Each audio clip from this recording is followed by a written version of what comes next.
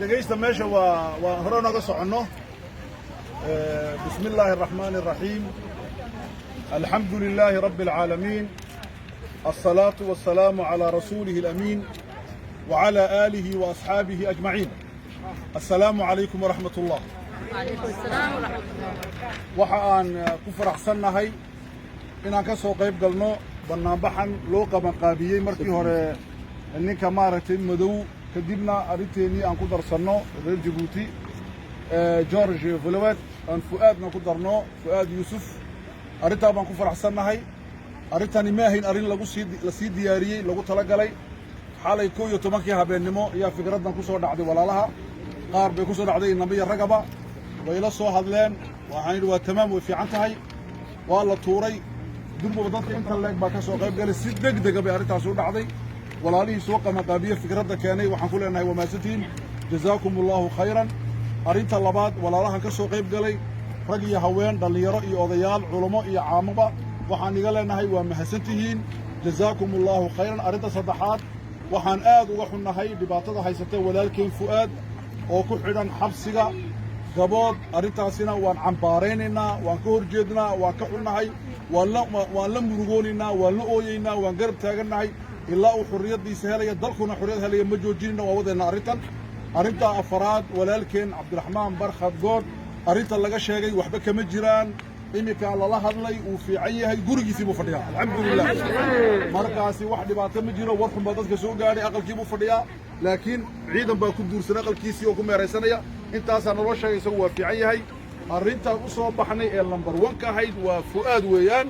fu'aad taswiiraha la soo dhigay maaragtay facebooka netka la soo dhigay wax la daawan kara maaha bini aadamnimo maaha dadnimo maaha arrintaas baan ka xumaanay waan u soo baxnay dalkeenaan u soo baxnay xurriyaddeena laakiin waxaa quruxa fu'aad wuxuu yidhi aniga ha ii ooyinay ninku isku ooya aniga ha ii calaacalinay ninku isku calaacala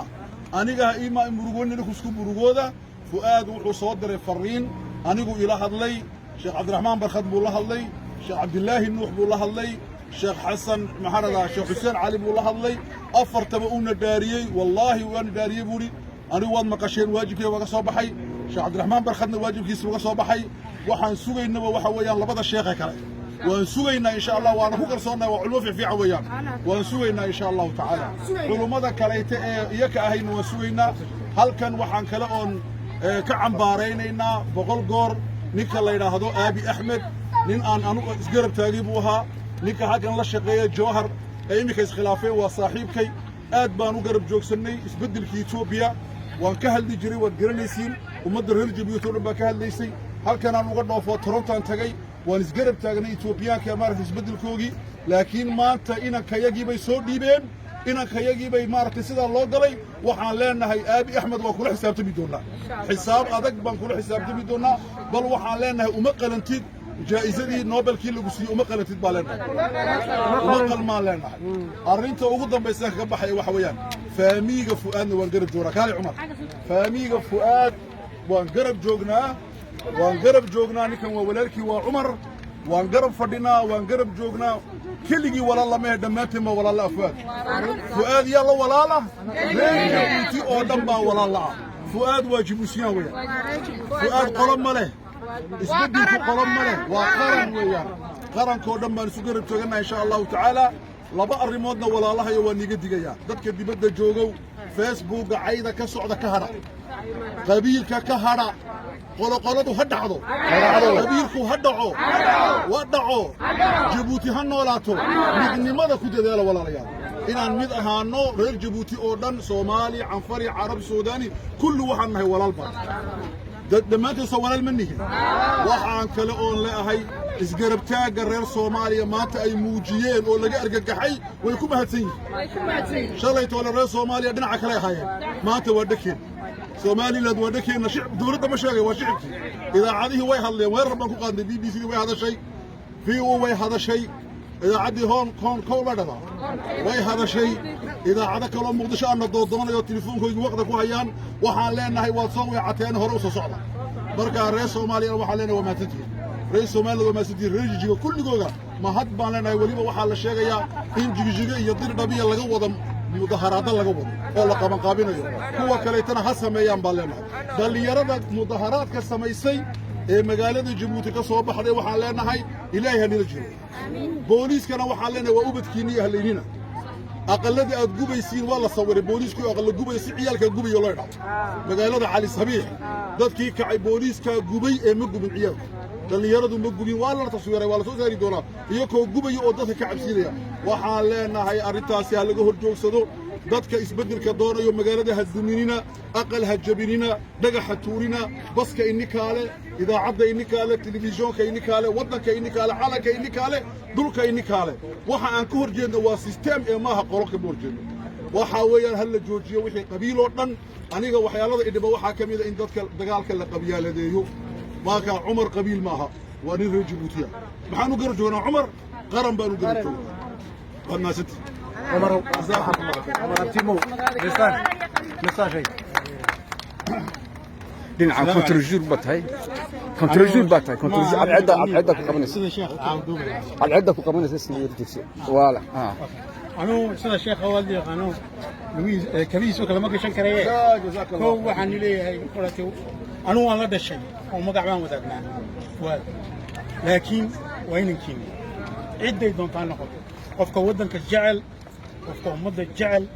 maanta fuwaad uu ka dhiirinaya waxaan ku dhacay dhibaatana ku dhacday laakiin dhibaatadii shay kaligoon kuma dhicin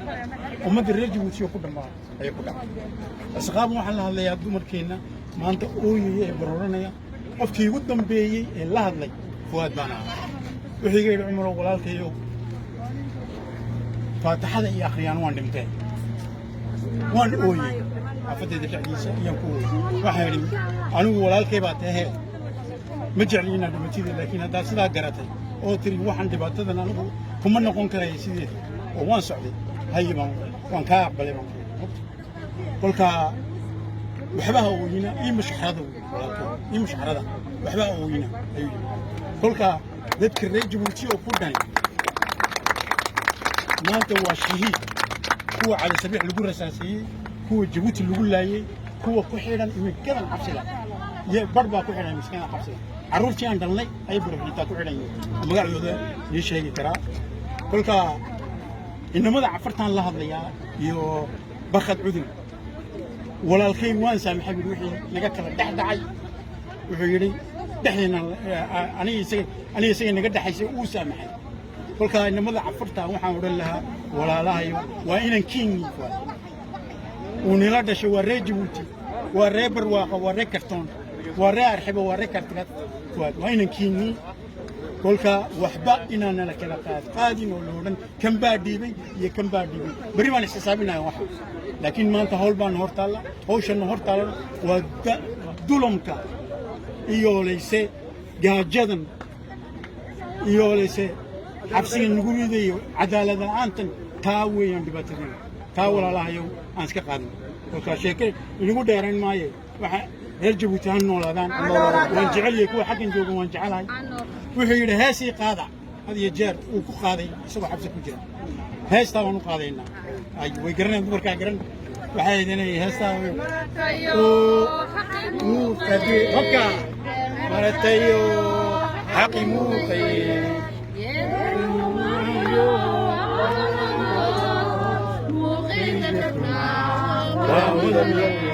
podcast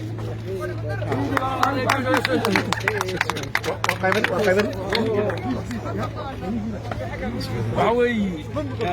أكل ذلك سكوي من دوار جيبوتي وحرون من ولكن فؤاد وحكاها لي شيخيني وينا عبد الرحمن بشير باكاها لي لكن هكذا عن جملة ما تقولنا وحوي وبرلماني كنا جملة برلمان كنا عن جملة وحنا سو جوكسني waxaan la hadlayaa ragga baarlamaanka ee Djibouti la doortay ee meesha fadhiya walaalahayow waxa la idin doortay ee meesha fadhiya waxa weey inaad badu hadashay inaad shaqo meesha uma fadhiin inaad jeebkiina u shaqaystiin u fadhiin ilaahay baan idinku xawilnay haddaad wixii xaq ka hadliyay mana noqonayso baarlamaan daba oo Djibouti oo xaq lagu sheegi waayo la arki maayo waxa weey ninka baarlamaanka waxa loo doortay kuwan ma lu dooranba kuwa dambe aan dooran doono waxaan leenahay in ummaddu hadlaan qofka baarlamaanka waxa loo baahan yahay inuu ummadda u hadlo maaha qof jeebkiisa u hadla maaha nin loo sameeyo badaad oo la yidhaha ku shaqo tag badaadka oo ku shaqayso hana ka hadlin ummadda waxa lagu samaynayo waxa weeye waxaan leenahay ragga baarlamaanka ee meesha fadhiya isku yimiday waxaan leenahay waxaa ka dhacaya ummadda oo ku dhacaya dadka reer Djibouti fuaad walaalkeen waxa ku dhacaya qof kasta muwaadin oo reer Djibouti waxa ku dhacaya kuwii horena waa joogteen culimada waa joogteen deemir tariski waa joogteen maantana waa joogtiin xaqa aad ka aamusantihiin waxa weeye bari ubadkiina iyo idinkeeda haysataa annagu maanta waxaan leenahay haddaan reer Djibouti nahay waan isku duwannahay malihin qabiil malihin qolo malihin midab nima kala soco qolo nima kala soco waxaan leenahay fuaad mid baa ka nahay waxa ku dhacay anigu ku dhacay ilmahaygu ku dhacay waxa weeye wax in haysan doona waxa haddii laga hadli waayana ma noqonayso sidaa lagu wada joogi maayo waxayna dulmiga ka hadli waayeen iyagay saaran tahay annagu waxaan leenahay haddaan reer Djibouti nahay dulmiga ma qaadi karno walaakiinayna dhikaa fuaadna ha la soo daayo waxa maanta lagu xukumay la sheegayna waa baadil wixii culimada hore lagu xukumay waa baadil nin kastoo la qaado la xukumo waxa lagu xukumayaa waa baadil nin lala hadlo oo loo telefooniyo baabur lagu soo qaado oo maxkamadda la geeyo oo haddana lagu celiyo ma arki karno ayaan leenahay ما أركي كرنو ما arki karno enough is enough السلام عليكم ورحمة الله وبركاته